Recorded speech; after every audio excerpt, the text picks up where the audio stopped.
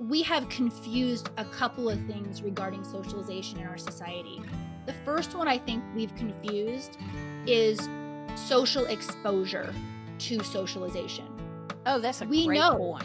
Yes, that's a we great know point. from psychology that exposure does not make someone socialized. Being at Disneyland all day around crowds of people does not make you socialized. That's a very exaggerated way to explain it. No, think right, that's right.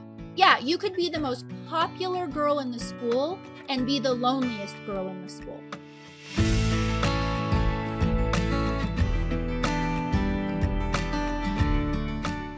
Hello, everyone. Welcome to the Zan Tyler podcast, where our goal is to help you thrive in your homeschool journey. Let me take just a minute to ask you to please subscribe to this podcast wherever you listen or watch, including YouTube. If this podcast has encouraged you, please leave us a good review. Be sure to follow us on Facebook and Instagram as well. Thanks for joining us for part 2 of my conversation with Christy-Faith, author of the new book, Homeschool Rising. If you missed part 1, make sure you go back and listen. You don't want to miss that. You're going to love today's episode. Christy is the co-founder, and she ran a premier educational center and consulting firm in Los Angeles before experiencing an awakening that sparked her transition to the homeschool arena. She's the homeschool mother of 4. So stay tuned. I think you're really going to be encouraged. When my family started our homeschooling journey, there were so many decisions to make. But one of our best decisions was choosing to use BJU Press Homeschool. I've never seen my kids so excited to get textbooks before. I'm amazed by how interesting and interactive the lessons are. My kids actually look forward to them. We use the online video lessons for all our courses, but I know some families choose to teach from the textbooks. What I love is that I can trust BJU Press to uphold our values. The Bible and biblical principles are woven throughout each subject. I'll admit, I was a bit nervous when I started homeschooling, but I've found a wonderful online community of other BJU Press homeschool families and consultants. The Homeschool Hub also makes my job easier. I can set up our schedules and rearrange them with just a few clicks. On the dashboard, I can see each of my kids' progress, and the assignments page shows me quickly what's ready for me to check or grade. I'm glad my son's biology assignments are automatically graded. BJU Press Homeschool has given us the tools and confidence to homeschool our children. For more information, do what I did and visit the BJU Press Homeschool website or talk with your local HomeWorks consultant. Let's talk about results and test scores for a little bit. So, how are homeschoolers doing? We are doing fantastic. We outscore conventionally schooled kids, both public and private, on SAT and ACT, as well as standardized test scores. And people don't realize this, but homeschooled kids in many of the states are required to take the same standardized tests that the rest of the kids in our country take. In the state of Colorado, every other year, I am required to give my kids an assessment and to turn it in. And I do that, and I do the same standardized test that all the other kids across the country, one of them, there are several that we can do that are standardized. So these are not statistics where parents can lie or fib or anything like that. We are actually taking the standardized tests and are put in stay-nines, just like kids across the country. So it's promising, especially when we realize that how out of the box so many homeschoolers are with the way they're educating kids. Yes, that's that right. They're outscoring, and they're not being taught XYZ perfectly robotic regurgitation. So there must be something really cool going on with homeschoolers, and I think it has to do with that critical thinking piece. And I think another good measure is the ACT and the SAT, because that's the same test our kids are taking to get into college. And the same thing, I used to love to say in the early days when we were involved in all of our legal battles, and so we were having our tested every year with nationally normed tests and security measures. And across the board in those years, test scores for homeschoolers were in 76th percentile and above. I used to like to say we had moved the bell curve over a quartile. That's significant statistically, Mhm. woo, Mhm. you want to say, because the proof of the pudding is in the eating. And I think those test scores are Yes. are important, and they're really, really good. So why do you think the test scores are so good, Christy? I think it's because our emphasis, homeschooling in general, we want more for our kids. We don't believe in these arbitrary state standards. We are buying curriculum that doesn't necessarily follow those state standards because we know that doesn't matter so much. And there's two reasons. I think that our kids are better trained in critical thinking, Yes. but also we know how much homeschoolers read. And we are not reading junk that you get, out in the front table at the library, the Goosebumps and Yeah. those series. We are reading the classics. We are reading literature. And my son right now is reading a direct translation of the Odyssey, and he is in junior high. And I have all sorts of feelings myself regarding that book and my own negative feelings, but I kept them all to myself. I just wanted to hand him this, and he just talks about it. He's just devouring it and loves it and thinks it's the best story ever. And if I would have handed that to him saying, "This is so hard. I couldn't get through this even in high school," type of a thing, it would have ruined it. And so I think it's just so great that I honestly believe that the literature that homeschoolers are reading creates so much of it. Supports critical thinking, it supports vocabulary, writing abilities. You're constantly exposed to proper grammar, new words, things like that, that even if you haven't trained your child what a comma is, they probably will see it wrong on a standardized test when it's missing, find the error Yes, that's because right, and know it. yeah, because they've been exposed to so much beautiful, well-written, time-tested literature. And I don't hear enough people talk about that. I think that's a very large piece of why we are scoring better across the board. Even understanding a math problem and word problems, for example, the higher reading comprehension you have, the better you can even understand and break Mhm. down those. Mhm. Boy, I agree Yeah. with that. And then I think also the flexibility in homeschooling, you talk about this a lot in your book. The flexibility, being able to not only just teach certain subjects at certain times, but how fast you move through them, and whether you're exposing them to Yes. some things in the second grade or the fifth grade, just depending on the child's Yeah. ability. I think it's Mhm. amazing. It takes that a load of pressure, I think, Mhm. off of kids, and it allows their brains the space they need to learn. Yes, and the problem is as the homeschool parents, we have to release ourselves of those Yes. standards, right? Yes. Absolutely. That's hard Absolutely. for us. That is absolutely hard. It's interesting. I've talked to when we were starting our homeschooling organization in South Carolina back in 1990. We made it a goal to talk to all of the college admissions people for every college in the state. And one of the things we learned, and then just from traveling so much, I've talked to many more, is they love homeschoolers because they come to college and they're not burned out. They had one guidance counselor called it intellectual vitality. That Oh, that these kids are bringing because they hadn't been squashed or burned out in the yes. system. And the other thing I think I learned, I loved, is that they always talk about how shocked they are that homeschoolers come onto the college campus and take leadership positions. And you talk about leadership in your book and how important it is to funnel our kids in that way. And this one counselor I was talking to said, Zan, we would have thought, maybe the homeschoolers would come and have 4 O's, but we thought those would be the kids with their head in the sand. How do you have kids at home all day long with you, and they come and they're the best leaders we have on our campus? And so I just think, what a testimony that is to what's happening in the home. Yes.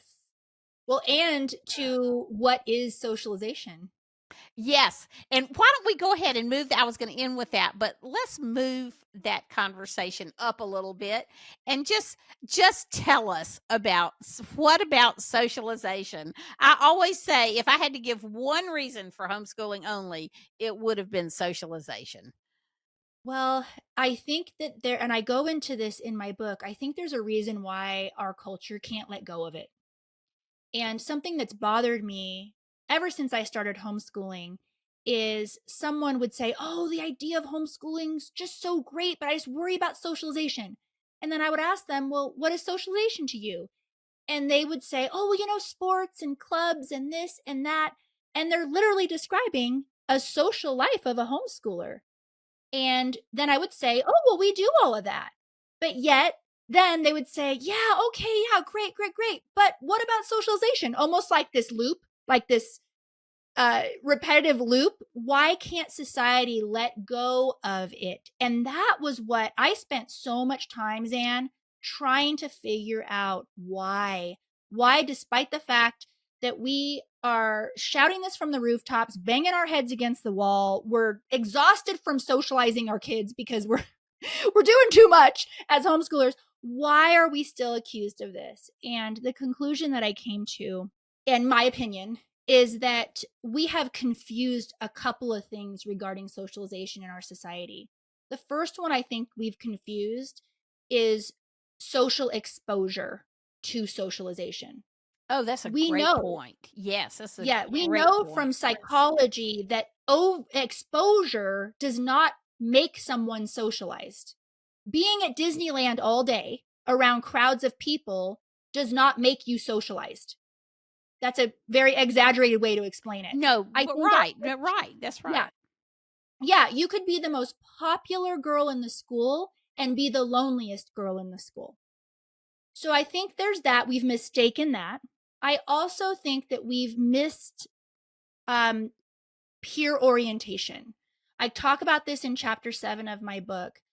Gabor Mate and Gordon Neufeld wrote an amazing book. It's one of my favorites that I've read in the last decade, and it's not a homeschooling book. It's called Hold On to Your Kids. And they talk about the disorder in our society of peer orientation. And they are doctors. One's a psychologist, one's an MD, and they go into attachment needs of children. And that as a society, we work towards having our kids be independent, but to a fault. We think they no longer have attachment need, but they actually do. What they do is they detach from their parents and they attach to a much more unsafe group where they look for their belonging and their approval and they look to their peers. And it's really an epidemic in our society. And I don't think enough people talk about peer orientation because our kids actually have attachment need to us, a safe center through their teen years. Now, this does not mean we're sheltering. That's not what this means, but it does mean that who our kids care, what group they care about, who thinks something about them, it should be the parent. It shouldn't be the peers. Because I often, and this is a fictional book, but I think it explains the point really well. What's happening is kind of like a Lord of the Flies situation Yes. Yeah, where they absolutely. need their it's not that they can't go out and function well among their peers, but their guiding force, their inner compass needs to be the unconditional love of a parent or another adult in their lives where Mhm. they know they are secure, accepted, and loved no matter what, so that they have the strength to go out among more unsafe situations and maintain themselves in a proper, more healthy way. And so I think this is something that explains what's going on with socialization. We think that if we see a child who does not necessarily look like the peers in the neighborhood, that somehow they're not socialized, but I would argue that perhaps they are maybe the most socialized child on the block regarding health. I went on a walk with my neighbor and she is not a homeschooler at all. I was actually really excited she wanted to be my friend because I don't know if you face this, but not a lot of non-homeschoolers want to be my friend. So, but I was really excited and we went on a walk together and she said, "Christy, people talk about homeschoolers and socialization." She said, "I got to say, your kids are the nicest, the sweetest, the most inclusive. When I ask them a question, they look at me in the eye. She goes, I think people are crazy to say that homeschoolers aren't socialized. And I think that do my kids have the same amount of social exposure as her children? They do not. Which is probably, I mean, one of the when Raymond Moore wrote his book Homegrown Kids, he actually did this thing called a prescription for genius in some Smithsonian magazine, and one of the Oh, things was more time with parents than with peers. Does that mean no yes. time with peers? Absolutely Mm-mm, not.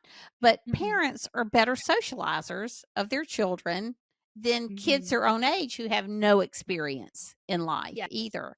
So I think what you're saying, and the ability of homeschoolers to relate to adults. I can remember when I first started lobbying, I had so many legislators who would say, I can tell when a homeschool child walks in here because they look me in the eye and they know how to talk with me. And it's just a byproduct, I think. So I love two things you say in your book. I've got to read these two quotes, Christy, because they're so powerful and it goes to what you're saying now. I just want to encourage moms by what you say here. You can rewrite the purpose of education with your child's best interest in mind. And kids are wired for attachment. And sometimes we Mm-hmm. feel guilty that we're spending so much time with them, where we ought to think, man, this is the best gift we can give our kids. Yeah, and you might look from the outside of it at a kid who fits in and is popular and seems to be well socialized, but fitting in is not the same as having a deep sense of belonging in a community. Yes. And we Amen. Agree with yes. that. Yes. And in my book, I go over 13 characteristics in my research based off of psychology. I didn't pull this out of nothing on what creates a healthy socialized child. And I was completely blown away when I made this list based off of research that not a single one of those items on that list of 13 requires a school. Can you think of just a few of those things off the top of your head to share with us? Well, I can look. Let's see. I think I want to say it's page 160, but I could be wrong. And I have the 161. I I want to have pick my favorite. okay, you pick your favorite. So, a couple of my favorites are active listening, empathy, communication skills, respect, healthy boundaries. Wow, that's a big one, right? Especially when our kids try so hard to fit in. Conflict resolution, seeking common grounds, volunteering. So there's quite a few things here. And when we ask ourselves, do I need a school to create this in my children? The answer is you don't. Now, do we want our kids to have healthy social lives? Of course. Do we want them to have friends? Of course. But a case in point is I can confidently say that my kids are not peer oriented. And here's an example of why. We were driving down our street and we got to the end of our street a couple of months ago when it was warm outside. And the neighborhood girls, who my girls play with, had a lemonade stand. And my girls, we were driving by and they looked and they're like, oh, look, there's a lemonade stand. And I went, oh, yeah, yeah, how fun. And we just kept going to wherever we were going. I forget where we were going. I can guarantee you that growing up in the public school system, I would have felt left out. I really would have. And because my girls, their orientation, their self worth, their identity is not wrapped up in their peers and what their peers think of them and being included and all of that, they honestly didn't care. We were going where we were going. And Right. so Right. I just love that. And I think that the homeschool space, our kids are oriented to us, but we haven't really had a name for it yet. Like with this Yes. peer orientation. Yes. And we need to own that because it's testament that we have taken back the hearts and minds of our kids. And they know that even if they're rejected by their peers somewhere out there, that they are accepted and loved by us. And they know that they are amazing individuals who are dearly loved. It's not going to wreck their whole life if they're not invited to that one birthday party. My girls weren't offended or hurt because they have a variety of friendship groups at church, at our co-op, with sports, activities, in theater. Their peer group is not one. centralized group that is just at school. So when friend drama happens, which it naturally does for all of us, they are a little bit more leveraged where their world is not turned upside down when something happens. And I think that's really special. So, Christy, we've had such an influx in the numbers in homeschooling. This is another issue you addressed so well in your book. Since COVID, we've gone from like 3% to 11% of the total population in terms of school age kids. And so more and more moms are homeschooling. And there's a question among moms that is not new to COVID homeschoolers. It's the question we've all always had. Am I doing enough? Am I ruining my kids when I really want to bless them? And just what do I do when I get to the end of the rope and I really feel like maybe I'm not giving them the education they need? Well, I think we all feel that. And I think it's vital that every homeschooler knows their why. They understand deep in their heart why they made this decision, because the thing is there are hard days, and there are days where you feel like you're failing your kids. There are days where you're thinking, why aren't you getting this? Do we have to go over this again? We all have those days. All kids in America have those days. It's just we don't see them when they're happening in school. We just think they're learning every day, and they're not. I was in the classroom. They are not learning every day. But when we really understand our why, we can go back to that on all of those hard days. Christy, we cannot thank you enough for being here with me today. Your new book, Homeschool Rising, is fabulous. I can't recommend it enough. Tell people where they can find it and find you. Yes, well, my book is available on Amazon. Just put Homeschool Rising by Christy-Faith in the search bar, and you can get to the book and everything else I provide at christy-faith.com. There is a dash in my name. It's christy-faith.com. And I have lots of cool free stuff for mamas on there too. Well, that is fabulous. Thanks again. And thank you for being with us today. We know you have a lot of other places you can spend your time. So I pray that this has been a particular blessing to you. As always, you can find me at zantyler.com. And until next time, may God continue to bless you and your family. Bye.